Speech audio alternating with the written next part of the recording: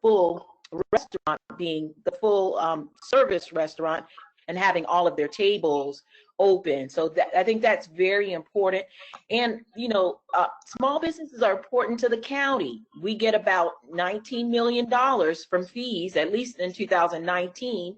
That was the number. $19 million of the county's budget is for small businesses. And so as we can support our small businesses, it really helps the overall economy. And so that's why it's just really so important to support, that we get that kind of support. Donna. Angela, I statistic recently that for Cobb County, 73% of our businesses are 20 employees or less. 73, okay, That's great. A huge percentage in our county. We are a small business county. We are. And if you go to the census, you could see the percentages of them. And Reggie will talk to us a little bit about how, you know, some of the things that we missed out on. One of the things is for small businesses, we have to be really educated. When we're educated, then we know all of those documents to submit. Because as Marissa was saying earlier, some people might have missed out because the larger businesses were able to, you know, flush out those financial statements really quickly, and that's why they got the bulk of the money. And so for this particular town hall, we want to see what those assets or resources we need to be engaged and be ready for any opportunities that come along. We call this the SOS town hall. Right. Strategies, opportunities, and solutions. That's what we're going to have. Yes. Yes. So we don't want to walk away without having all of those resources on the table. And so the other thing, we have an opportunity with Select Cobb. Donna is on the executive board of the Chamber of Commerce, and through the CARES Act, Cobb County received $50 million.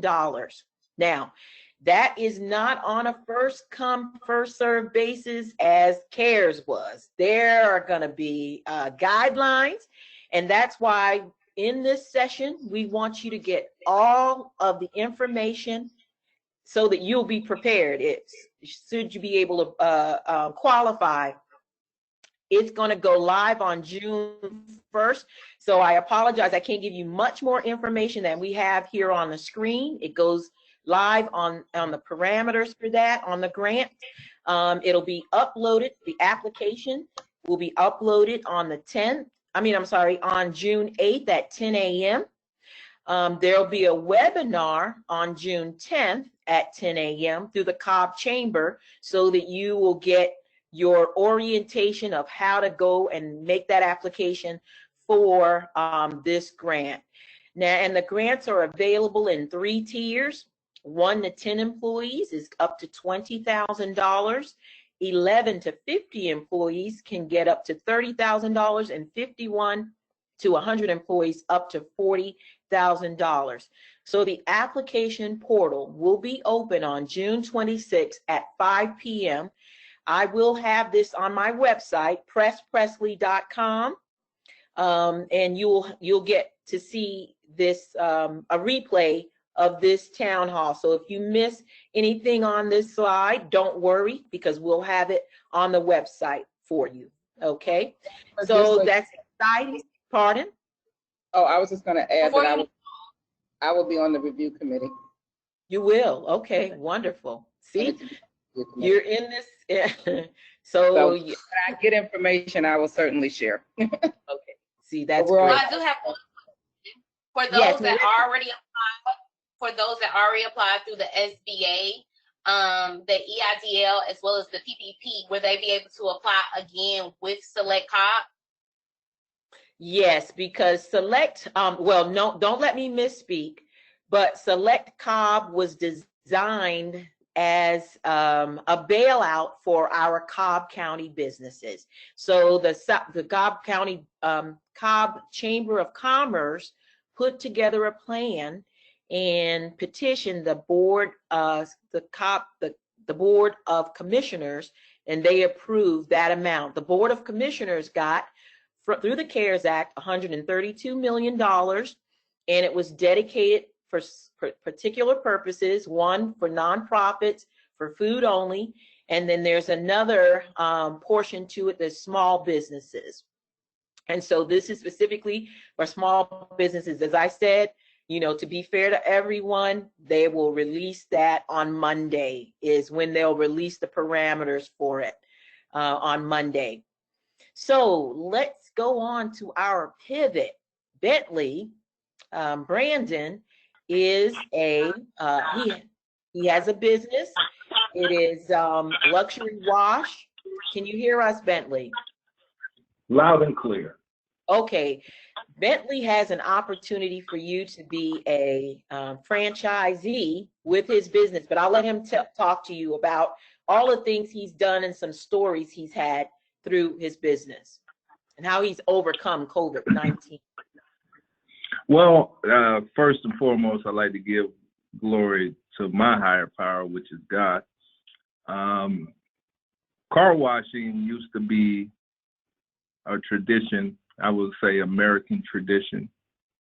You know, usually families would do it together. And then since then, the machine came and some people just thought it was convenient to use machine services. Since, I'd say 23 years total, I started when I was 13, professionally doing this and doing it with the best in Atlanta.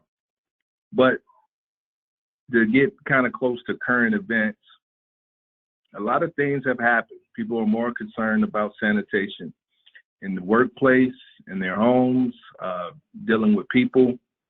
And I just want to cut it straight with you. I started this business from my tax refund check, $300, and I have built a successful business. I don't consider, well, I really don't like saying franchise, but we do distributorships where you will become a partner of our business. And I'm keeping that same business model of $300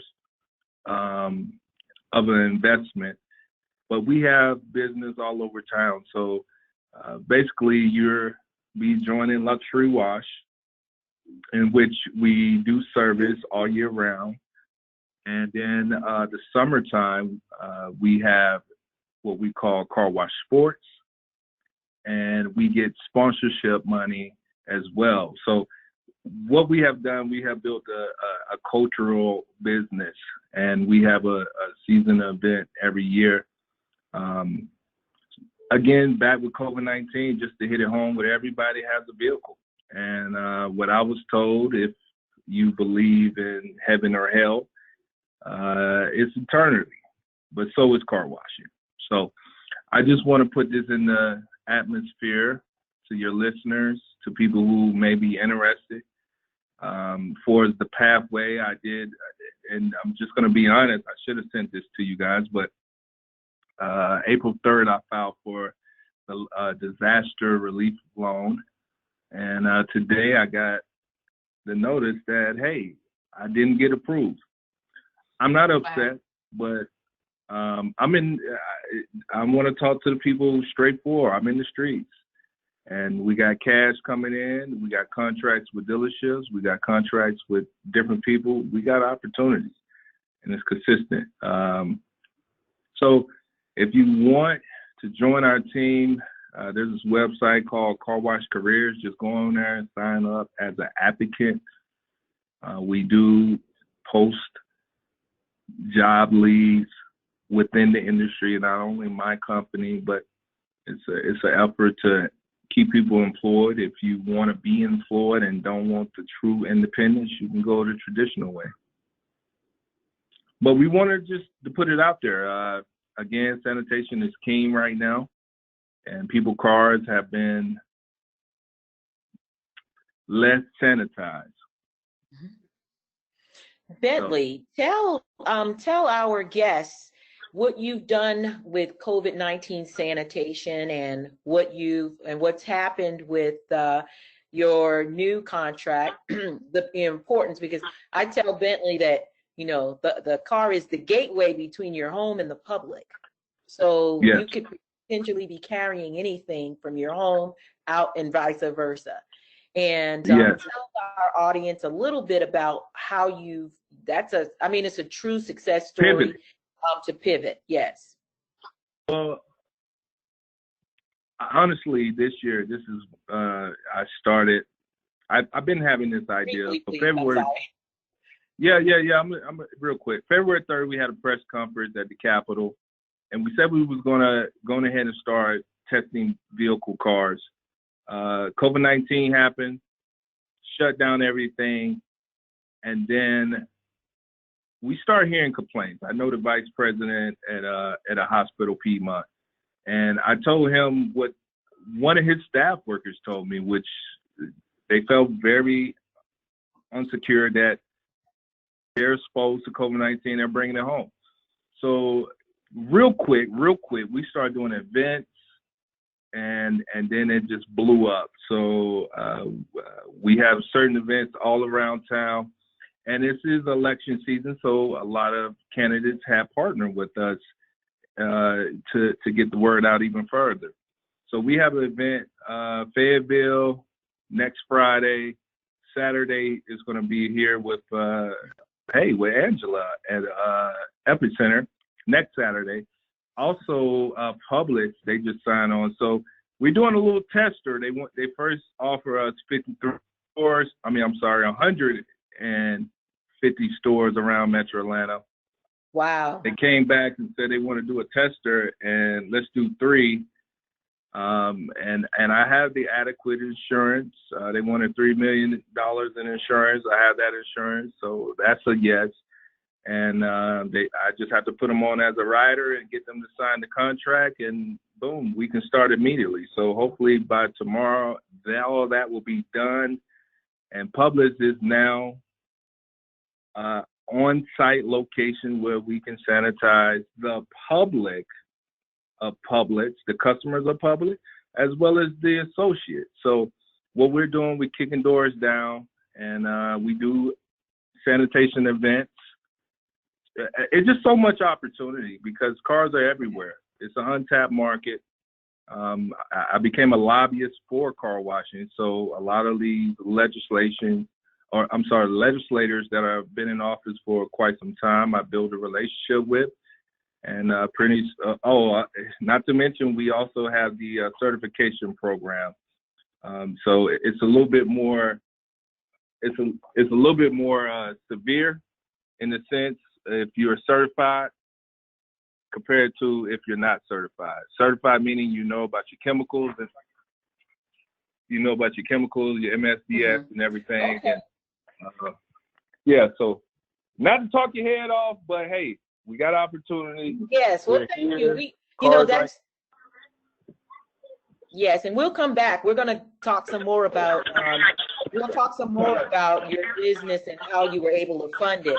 Let's talk with Reggie a little bit. Reggie Pope, he is the mitigation person, so he approves the contracts at J.E. Dunn. So he's a really good, strong resource if you're in that industry, and he'll talk about some other types of industries related to construction where you might get opportunities. Reggie, tell us a little bit about that process, the certification process, and some stories you might have heard or experienced at your time with J.E. Dunn.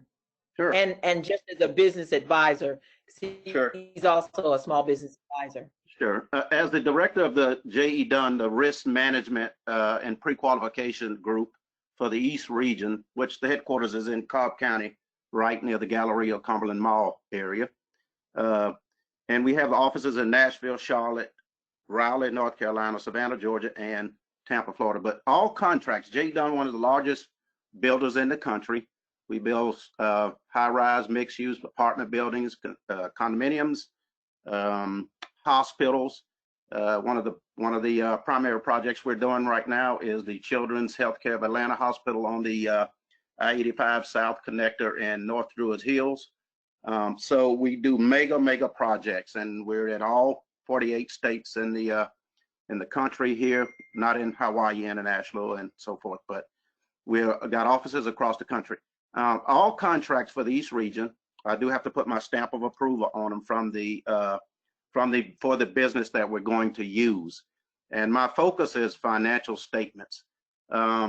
So whatever trade you're in, every building has to have every single trade, right? A flooring, a windows, roofing, steel, plumbing, mechanical, electrical, etc. So if you got one of those trades, please follow up with me.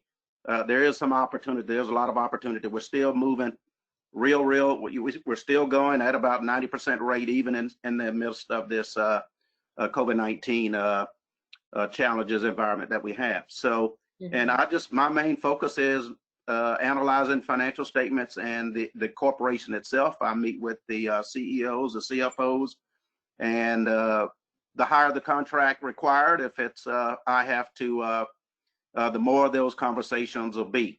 But there's a lot of opportunity. We're easy to do business with. So just reach out to me and I can talk to you about that. Again, if you got a construction firm, whether you do flooring, drywall, painting, roofing, window installation, just reach out to me, and I'll be glad to see if we can get you involved. Well, one of the things we talk about, as you mentioned, financial statement, is Marissa, in terms of the SBA and having everything you need to be ready to open. Some businesses are going to be born out of COVID-19, and some businesses are going to pivot and transition. And however, the business happens, those financial statements are very important. And Marissa, as a loan specialist, can give us some ideas of what happens with that. Would you like to add anything to what Reggie said? Sure. Being in a position to take advantage of the opportunity. That is exactly what it is. So during quarantine, hopefully you're able to sit down, get your paperwork together, get your documentations together. I'm going to discuss some things that's very important, that's resourceful, doable. You can definitely consult with the SBA on any of these things. So I'm just going to mention some things maybe you can write down and come back to at a later moment. But first and foremost, the SBA actually helps you plan your business. So it's a good thing to have a business idea, but a business idea on paper allows you to work through the mistakes on paper. So it's very important. I know a lot of people sometimes want to pay someone to do their business plan, and that's the worst thing to do. Always take your time to actually plan your business. A lot of money will be saved if you actually plan your business on paper. And the SBA, as well as SCORE, is there for that specifically. You want to launch your business, you have to be strategic. We are in a social media world, so everything has to be marketable. How are you different from your competitor? How are you going to launch your business? A lot of times people have amazing business, but they're not in the right market. They don't know who their customer is. So it's very important. The moment you realize what problem you solve, the second question is, who's your customer? Who's buying from you? Who problem are you solving? And what do they do in their free time? Where do they spend their money? What school does their kids go to? What do they value? And you know how to be a value to that client or customer. And you have to manage your business. And a lot of things what has happened during COVID-19, it has been probably mismanagement of businesses. Even though we are operating these businesses every day, we're making money, we're marketing, but we may have mismanaged our paperwork. We didn't have the paperwork that was necessary to take advantage of some of the resources that took place during the first round. So being able to get with someone to help you actually manage your business is vital during a pivot. And as far as options and opportunity, that means it's a place where you can grow. It's an opportunity to grow. Billy took an opportunity. He saw a need, he saw a niche, and he saw that no one else was taking advantage of it. And he's going to be able to grow probably 10 times in a crisis. And they say most millionaires are made during a crisis. So you have to find that niche. Whatever, it's so many problems. Tackle a problem, figure out how you can capitalize off that problem and put your foot on the gas. But here are some things I think that will be great for your business profile. First and foremost, you must have an EIN number. An EIN number is an employer identification number. It's 5 minutes to get. You can get it from irs.gov. And it is basically your business social security number. A lot of times people are operating in business, but they're doing it under a DBA, or they're doing it under their name, or they're just, moving around, but they're not really doing business. If you're going to do business the right way. And the first step is to actually set up your EIN from the irs.gov. The second thing is to register legally in your state as an LLC or a corporation.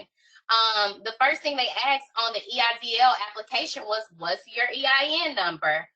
Where are you registered? Those are just the primary, requirements.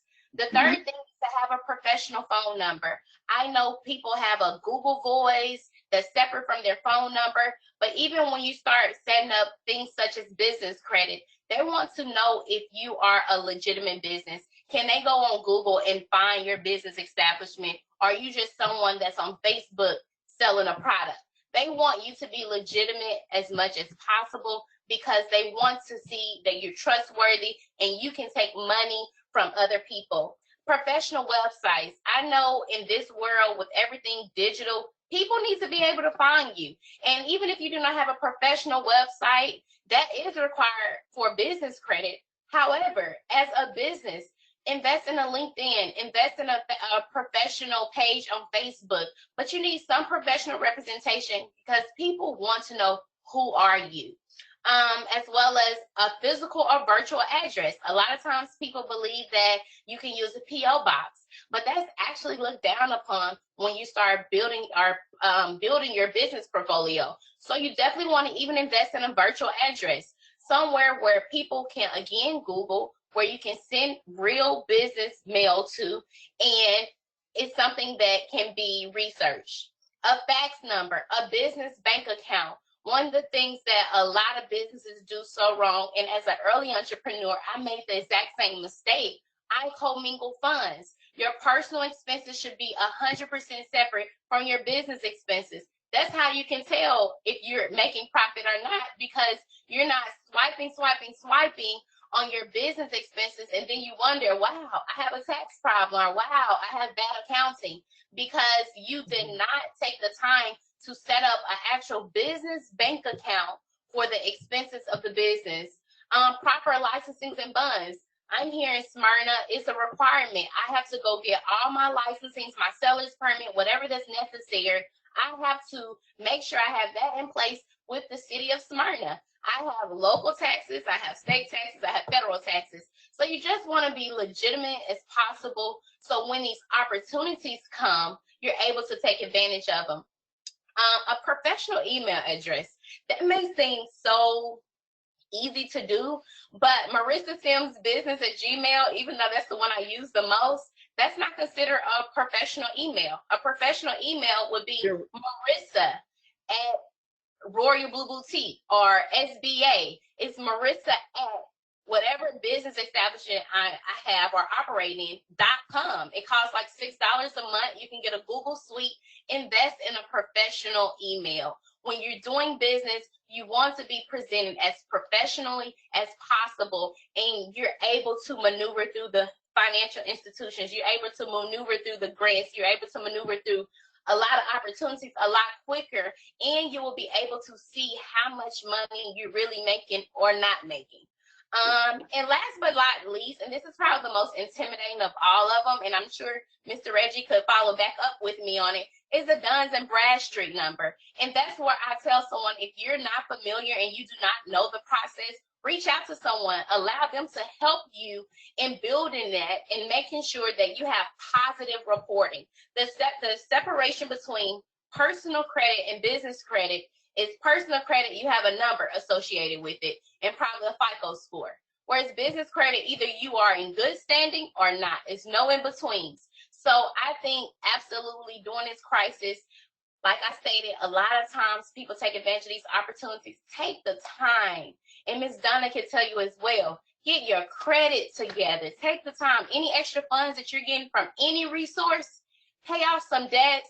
Get your credit in place where 6 to 8 months from now, let's say someone do lose a home, you may be able to invest in real estate. Everyone working towards passive income. You have to be in a position to take advantage of the opportunity. So definitely take this time to build your personal credit as well as obtain business credit simultaneously. It's not one over the other. Reach out to all these free resources.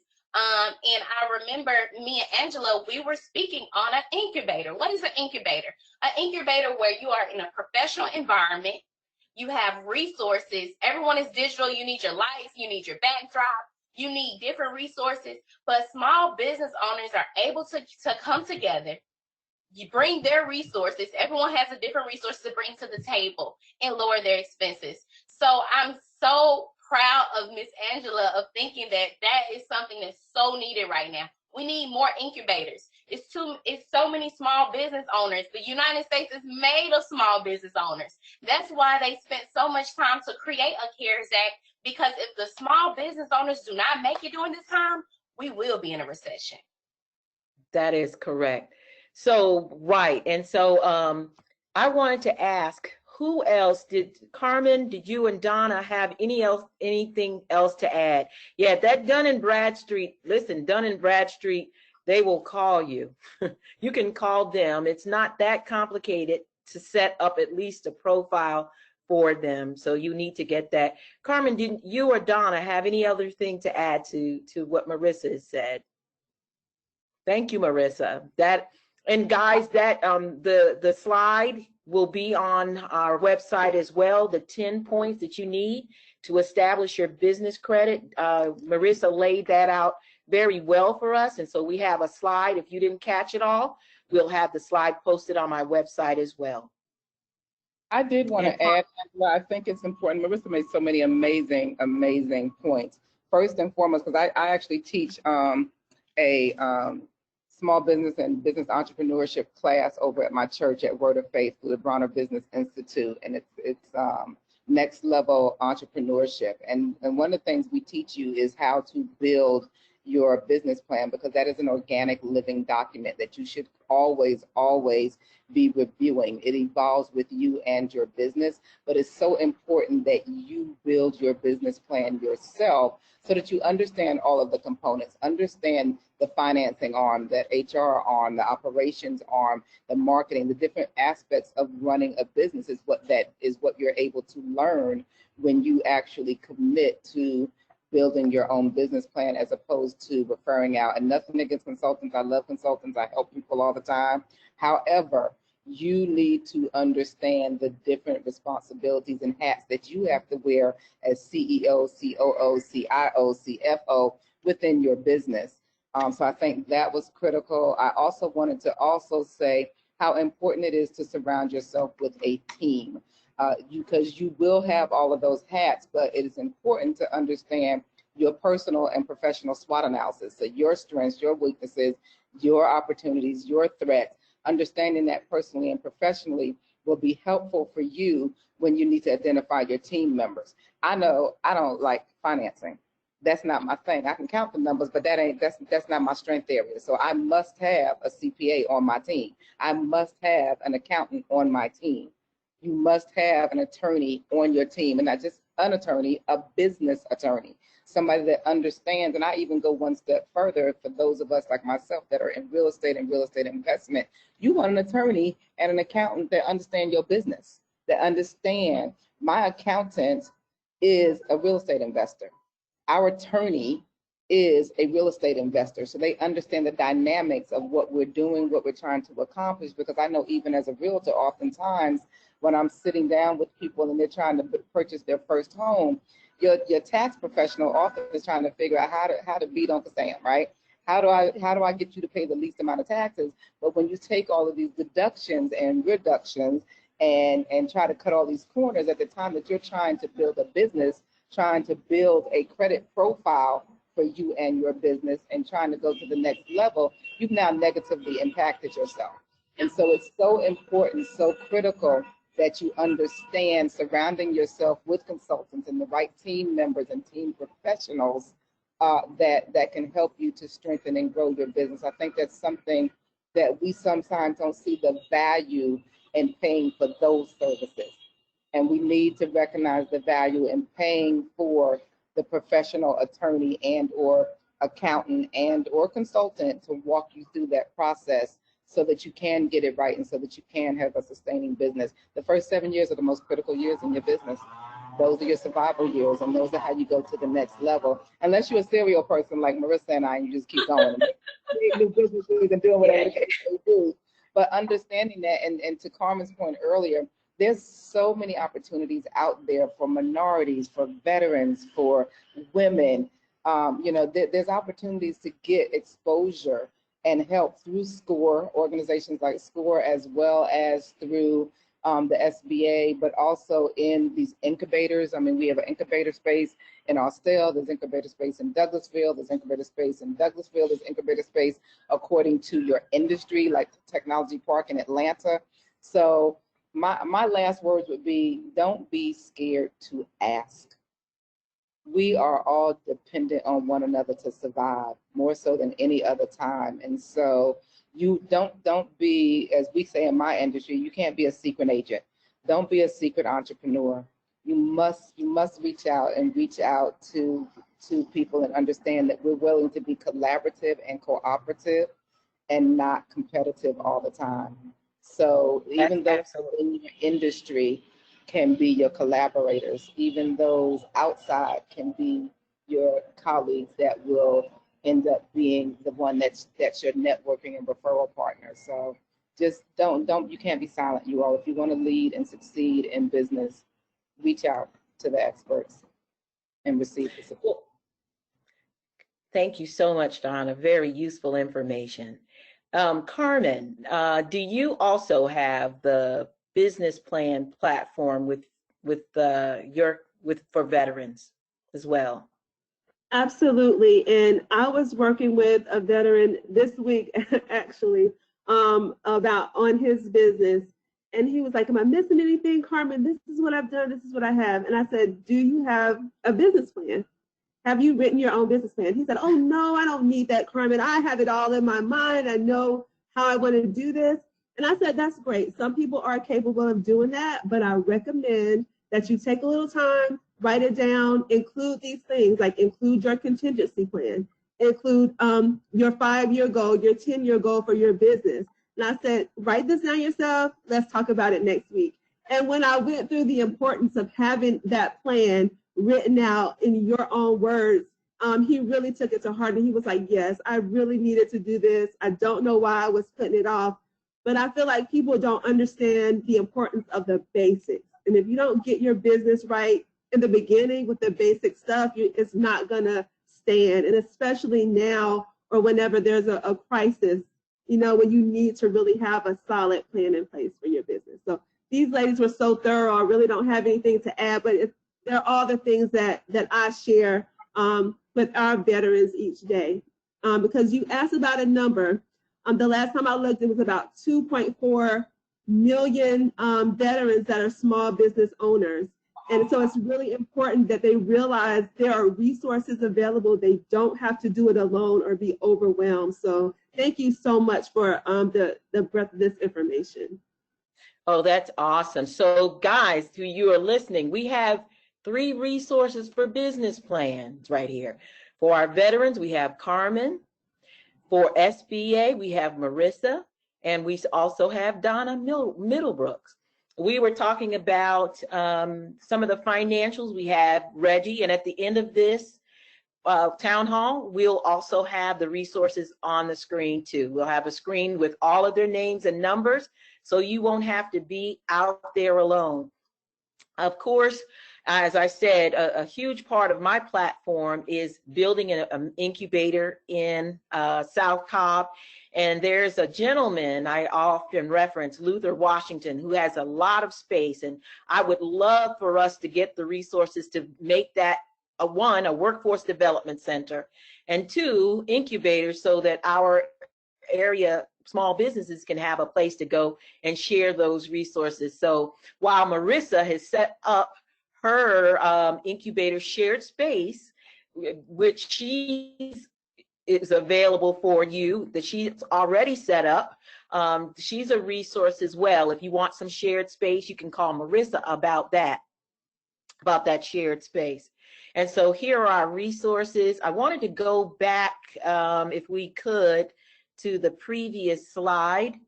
We went over the 10 steps of business credit, which Marissa outlined very well. We wanted to mention though, and as Donna said, you know, you don't be in a silo on your own and try to figure it out all on your own. When you want, after you finish your business plan, take a Reggie with you so that, you know, you'll have a chance of getting that loan. And I think Donna mentioned something about some of the challenges of minority groups and not getting, so, you know, Magic Johnson now has $100 million for minorities that you can take advantage of. Cobb County has the $50 million. Marissa told us it's New Voices, and she gave us some other resources that are available for us. And so you can win, you can pivot, you can win, you can get together and build that business plan with Marissa and Carmen or Donna and understand it yourself very well. We have Bentley used his accounts receivables to get his loan. And so there's just so many creative ways that we can win. And I want you to win, because my business has been marketing for the past 23 years. So I love it when businesses figure it out. I love it. One thing I will mention in terms of that plan is your research is it's critical and it's important. Once you do that research, things will just be so clear, crystal clear for you. So that's a very important component to building your business strategy and plan. Do we have anyone else? I think we can go on to the slide where we have our resources, or perhaps there are some questions from the audience. I don't know, Ed, do we have any questions from our audience?